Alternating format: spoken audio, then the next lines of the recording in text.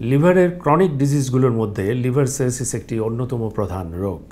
আমাদের দেশে অনেকেই লিভার সিরোসিসে আক্রান্ত হয়ে আমাদের এই লিভার বিশেষজ্ঞদের কাছে আছেন। আজ আমরা এই লিভার সিরোসিস সম্পর্কে সংক্ষেপে আমরা জানব। আপনাদের সাথে আছি আমি ডক্টর ফয়েজ আহমদ খন্দকার, সহযোগী অধ্যাপক হেপাটোলজি, লিভার এবং মেডিসিন বিশেষজ্ঞ। চেম্বার করছি পপুলার ডায়াগনস্টিক সেন্টার শান্তিনগর শাখায়। লিভারের নানান ধরনের প্রদাহ হতে পারে, সেটি হেপাটাইটিস ভাইরাস দিয়ে হতে পারে, যেমন হেপাটাইটিস বি এবং সি। দীর্ঘদিন যখন আমরা কোনো ঔষধ খাই তখনও এক ধরনের প্রদাহ হতে পারে।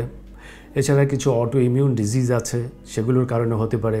এছাড়া কিছু জেনেটিক ডিজিজের কারণে আমাদের লিভারে যখন এক ধরনের ইনফ্ল্যামেশন বা প্রদাহ দীর্ঘদিন ধরে চলতে থাকে, তখন আলটিমেটলি 5 থেকে 10 বছর পর লিভারের এক ধরনের পরিবর্তন সাধিত হয়।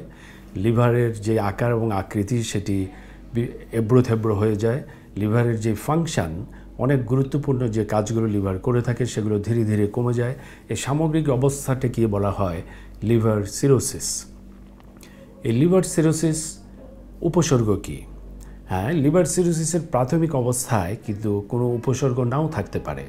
কেউ কেউ অবশ্য কিছু দুর্বলতার কথা অনুভব করে থাকেন, কিন্তু বেশিরভাগ ক্ষেত্রে অনেক সময় কোনো উপসর্গ থাকে না, একটা পর্যায় পর্যন্ত অ্যাডভান্স হওয়ার আগ পর্যন্ত। এই ক্ষেত্রে অনেক সময় ইনসিডেন্টালি কোনো কারণে পরীক্ষা নিরীক্ষা করতে গিয়ে আমরা বুঝতে পারি যে ব্যক্তির লিভার সিরোসিসে আক্রান্ত। কিন্তু এটি যখন ধীরে ধীরে আর একটু অ্যাডভান্স হয়ে যায় তখন কিন্তু নানান ধরনের উপসর্গ দেখা দেয়। এর মধ্যে আছে যে দুর্বলতাটি আস্তে আস্তে অনেক বাড়তে থাকে। 2 নম্বর হচ্ছে যে শরীর ফুলে যেতে পারে, অর্থাৎ পায়ে পানি আসতে পারে, পেটে পানি জমে পেটটি ফুলে যেতে পারে। কখনো কখনো বমির সাথে রক্ত এবং কালো পায়খানা, আলকাত্রার মতো কালো পায়খানা হতে পারে। কখনো কখনো অজ্ঞান বা অজ্ঞান ভাব হতে পারে, যেটাকে আমরা বলি হ্যাপাটিক এনসেফালোপ্যাথি। অনেক সময় শরীরের ওজন খুবই হ্রাস পেয়ে যায়। পেটে কখনো কখনো ব্যথা হতে পারে। ক্ষুধা, মন্দা বা অরুচি দেখা দিতে পারে। এই উপসর্গগুলো সবসময় যে একজন ব্যক্তির দেখা দিবে তা না, এগুলো রোগের বিভিন্ন পর্যায়ে বিভিন্ন সময় দেখা দিতে পারে। এবার আসি যে এই উপসর্গগুলো যখন দেখা দেয় তখন আমরা কিভাবে রোগটি কনফার্ম করি। হ্যাঁ, এই উপসর্গ নিয়ে যখন একজন ব্যক্তি আমাদের কাছে আসেন তখন আমরা তার ডিটেলস হিস্ট্রি আমরা নেই।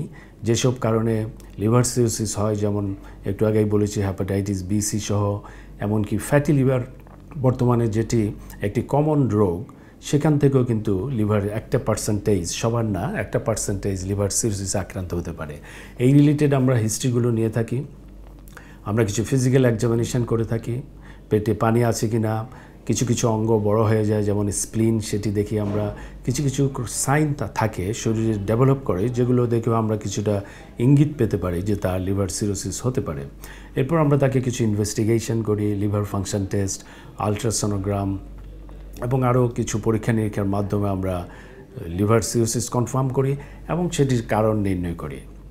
এই লিভার সিরোসিস যখন একজন রোগের ডায়াগনোসিস হয় তখন কিন্তু এটি ভাবার উপায় নেই যে এর কোনো চিকিৎসা নেই।